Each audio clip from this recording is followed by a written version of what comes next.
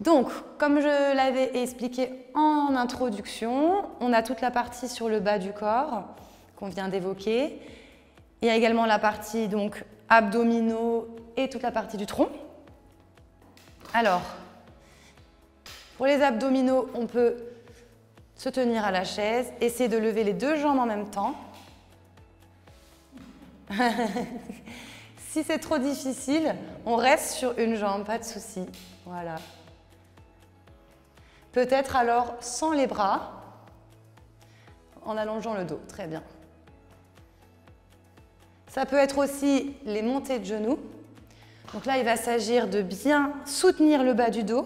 Je vais venir monter les genoux comme ça, voilà, en essayant, voilà, de toujours se grandir comme si on étirait le sommet de la tête vers le plafond. Et là, on a un engagement des abdominaux qui vont être impliqués dans beaucoup de mouvements du quotidien pour l'autonomie, le lever de chaise, voilà. Ensuite, on peut aussi rajouter de la résistance. Donc, ça peut être quand je monte, j'exerce de la résistance, voilà. Et ça peut être la résistance de l'aidant qui va venir ici apposer les mains sur la montée. Voilà. Très bien. Elles arrivent, les tablettes de chocolat. Du coup, on peut faire la résistance comme ceci, mais on peut aussi venir croiser à l'intérieur. Donc j'inspire et quand j'expire, pendant toute la durée de l'expiration, je presse. Voilà, la même chose de l'autre côté. Excellent.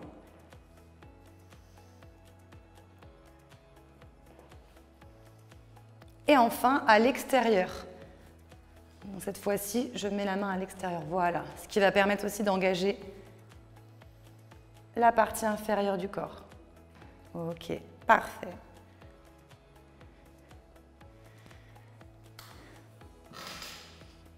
Et pour les abdominaux, on peut aussi se placer, je vais mettre de profil ici, au bord de la chaise. Et on peut aussi aller chercher derrière et revenir en gardant le dos bien engagé. Voilà. Donc plus le dos il part en inclinaison arrière, plus les abdominaux vont être engagés. Et comme on l'expliquait en introduction, c'est toujours important de travailler une partie et la partie opposée. Donc là, le dos et les abdos en synergie. Donc pour le dos, ça va être important de travailler à la fois la mobilité et le renforcement du dos, d'accord? Pour la mobilité du dos, on va faire l'exercice où on va venir inspirer, creuser un petit peu le dos, ici, et expirer, relâcher. Donc, on inspire, on lève un petit peu le menton, on vient faire un petit creux ici, très bien. Et on expire, on rentre les épaules, on rentre le menton, voilà, très bien. On inspire. On peut faire glisser les mains, voilà, sur les cuisses et on expire. Et on peut relâcher. Ok. Pour le renforcement du dos et cette mobilité-là, on peut aussi pratiquer un exercice où on va simplement ici aller vers l'avant. Donc ça peut être avec les mains aux épaules dans un premier temps. Voilà.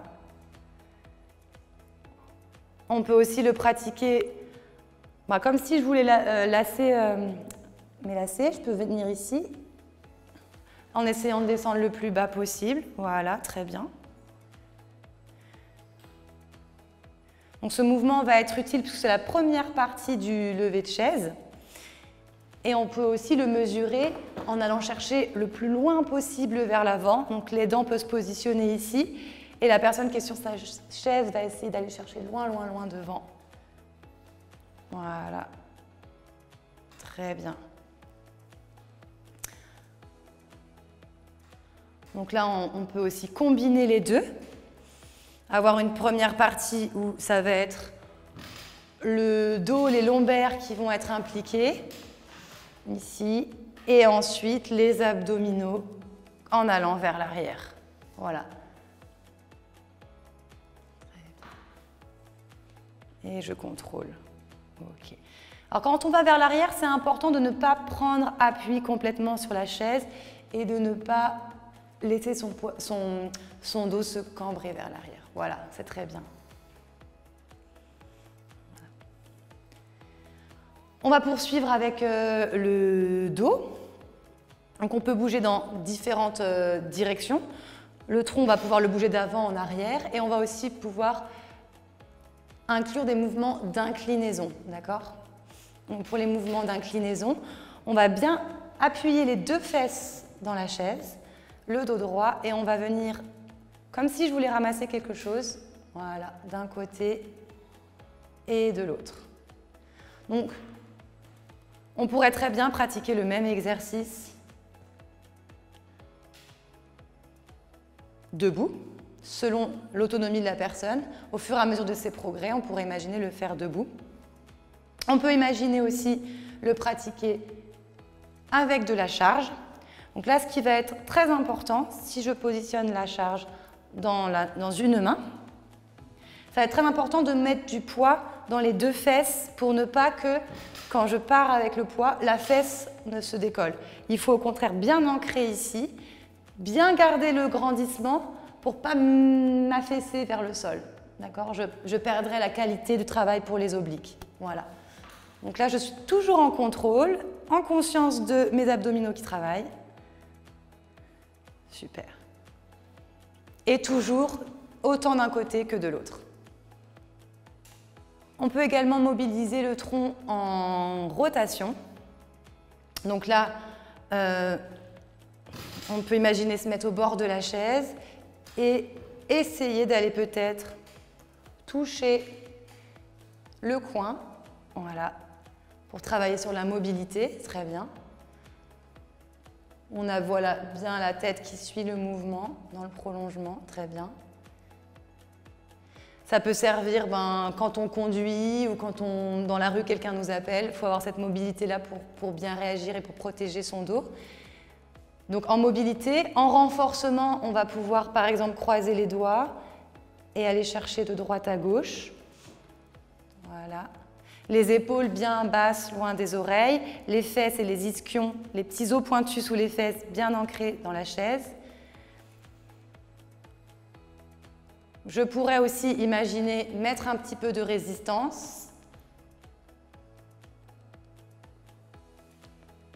Voilà. Et comme d'habitude, pour augmenter l'intensité, soit j'augmente le nombre de répétitions, soit j'augmente la charge. Donc là, on pourrait imaginer également la même chose avec la charge. Voilà. Et pareil, ça peut être aussi bien assis que debout. Voilà.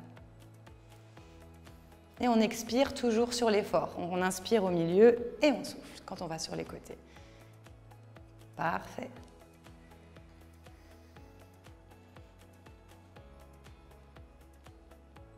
Excellent. Donc voilà, on a ici évoqué les trois façons dont on peut mobiliser son tronc. On peut, bien sûr, comme on a dit dans les parties précédentes, combiner un petit peu le tout. Ce qu'il faut avoir en tête, c'est vraiment qu'on peut aller chercher avant, arrière, en inclinaison et en rotation. Et qu'on peut chercher d'abord la mobilité et ensuite le renforcement. On va finir avec une autre partie qui est très importante pour les gestes de la vie quotidienne, la mobilité des épaules. Alors pourquoi elle est importante ? Pour manger, pour s'attacher les cheveux, pour agrafer le soutien-gorge pour les femmes, pour vraiment aller chercher quelque chose dans l'armoire, etc. Donc la mobilité des épaules va être importante. On va se mettre debout, mais on pourrait pratiquer aussi assis. Ce sera plus simple pour montrer. Donc pour tester un peu, mesurer la mobilité de l'épaule, on peut avec une main essayer d'aller toucher l'omoplate opposée, voilà, d'un côté et de l'autre. Si ça c'est relativement accessible, on peut aussi passer cette fois-ci au-dessus de la tête et essayer d'aller chercher son omoplate. Très bien.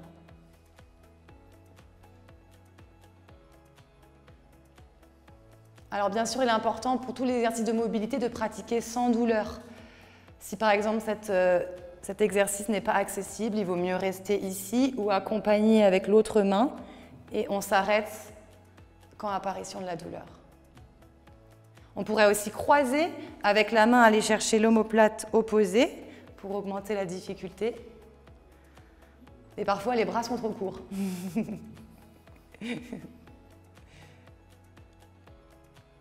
Alors, un bon exercice pour venir progresser avec la mobilité de l'épaule, ça va être d'alterner les deux.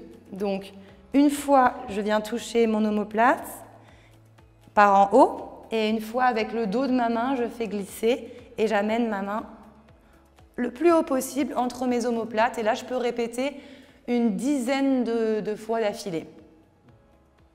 Donc, on pourrait imaginer faire un petit test au début d'un cycle. On vient essayer d'attraper ses mains, comme ceci. Ensuite, on pratique plusieurs fois l'exercice. Et ensuite, on refait le test pour savoir si on a progressé. Voilà. Après, ce qui est important dans le quotidien, c'est de bien penser à garder les épaules loin des oreilles. Et si on est sujet à des tendinites, d'éviter justement d'avoir trop les mains au-dessus de la ligne des épaules. Voilà, donc pour résumer, pour maintenir l'autonomie, le renforcement des membres inférieurs, le renforcement et la mobilité du tronc, le renforcement et la mobilité des épaules vont être très importantes en y allant progressivement et en respectant le principe de non-douleur.